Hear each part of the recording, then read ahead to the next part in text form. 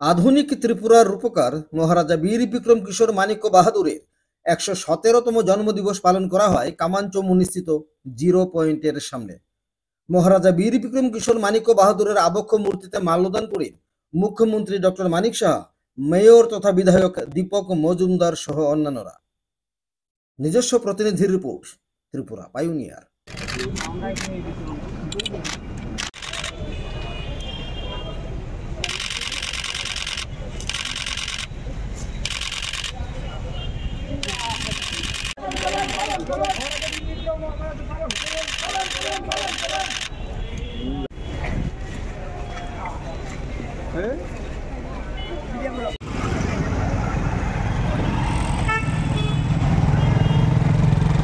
দেখুন, মহারাজা বীর বিক্রম কিশোর মাণিক্য বাহাদুর একজন স্বপ্নদ্রষ্টা ব্যক্তি ছিলেন এবং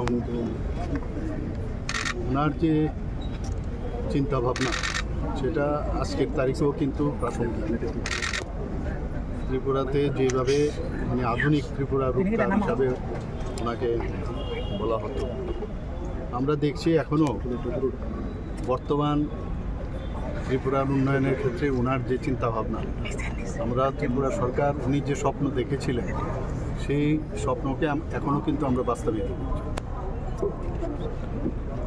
আমরা জানি যে বিদ্যাপীঠ নিয়ে উনি খুব চিন্তাভাবনা করতেন এবং কীভাবে এখানে পড়াশোনার জগতে এবং একটা গ্রামীণ বিশ্ববিদ্যালয়ের কথা উনি চিন্তা করেছেন এবং সেটাকে সামনে রেখে উনি চেয়েছিলেন যে এখানে মেডিকেল কলেজ হোক, জেনারেল কলেজ হোক, এখানে ইঞ্জিনিয়ারিং কলেজ হোক, সেটাকে কিন্তু আমরা বাস্তবায়িত করছি। এর আগে আমরা দেখেছি মহারাজা বীর বিক্রম কিশোর মাণিক্য বাহাদুরের নামে আগের যে সরকার ছিল ওরা কোনো দিন ওনার সম্পর্কে বা অন্য যে কোনো দল ওনার সম্পর্কে উচ্চবাক্য কিছুই করেনি ওনার সম্পর্কে। এবং উনি যে ত্রিপুরার জন্য যা কাজ করে গেছেন সেটাকে যাতে মানুষ না জানতে পারে তারও ব্যবস্থা কিন্তু ওনারা করেছেন। কিন্তু মাননীয় প্রধানমন্ত্রী নরেন্দ্র মোদীজি আসার পর এবং আমাদের সরকার এখানে 2018-তে প্রতিষ্ঠিত হওয়ার পর আমরা যেভাবে মহারাজাদের বা মহারাজা বীর বিক্রম কিশোর মাণিক্য বাহাদুরকে আজকে 117তম ওনার জন্মবার্ষিকী, আমি বলবো যে ওনাকে শ্রদ্ধা তো নিবেদন আমরা করছি, পাশাপাশি সমস্ত ত্রিপুরাবাসীকে আমি বলবো যে ওনার যে কীর্তি এবং উনি যা করে গেছেন ত্রিপুরার জন্য সেই সম্পর্কে মানুষ জানুক। আমরা ওনার আগে উনি শেষ মহারাজা ত্রিপুরা রাজ্যের ছিলেন। এর আগে আমরা বীরচন্দ্র মাণিক্য বাহাদুর, রাধাকিশোর মাণিক্য বাহাদুর এবং বীরেন্দ্র কিশোর মাণিক্য বাহাদুর, সত্যিকারের অর্থে উনি উত্তরাধিকার ছিলেন এবং যেভাবে ত্রিপুরাকে উনি সাজিয়ে তোলার চেষ্টা করেছেন।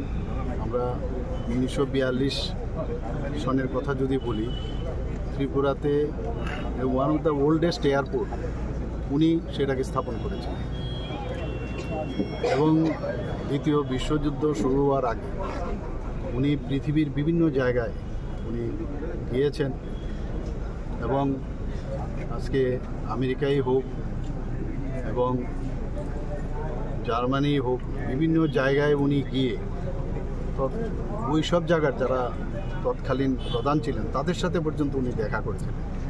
এক তো ওখানে গিয়ে ঘুরে উনি আধুনিক যে দেশ বা একটা শহর কিভাবে সাজাতে হয় সেটা ওনার মধ্যে সেই আইডিয়া যখন আসলো, এসেই কিন্তু এখানে সেইভাবে উনি চেষ্টা করেছেন এবং জাতি জনজাতি ওনাদেরকে একসাথে রাখার আমরা বিভিন্ন সময় আমরা দেখেছি। তৎকালীন সময়ে যখন ঢাকাতে কোনো রকম সেখানে দাঙ্গা হয়েছিল, তো দাঙ্গা পীড়িত যারা ব্যক্তিরা এখানে যখন এসেছিলেন তাদেরকে উনি থাকা এবং খাওয়ার ব্যবস্থা পর্যন্ত করেছিলেন। আজকে অনেকে অনেক কিছু বলে এবং ওনার কাছে আমরা দেখেছি তৎকালীন সময়ে, আমরা যদি বুদ্ধ মন্দিরের কথা বলি, উনি হিন্দু ধর্মের দীক্ষিত হয়েও মানে এখানের বেনুবনে যে বুদ্ধ মন্দির স্থাপন করেছে, যে কোনো রকম মানে যে পার্টিকুলার যে হিন্দু ধর্মকেই এখানে বেশি করে করতে হবে সেরকম না, সব ধর্মের প্রতি ওনার আস্থা ছিল, অনেক কিছু শেখার আছে ওনাকে। আজকে ওনার এই 117তম জন্মবার্ষিকী উপলক্ষে আমি সমস্ত ত্রিপুরাবাসীকে হার্দিক অভিনন্দন ও শুভেচ্ছা জানাচ্ছি।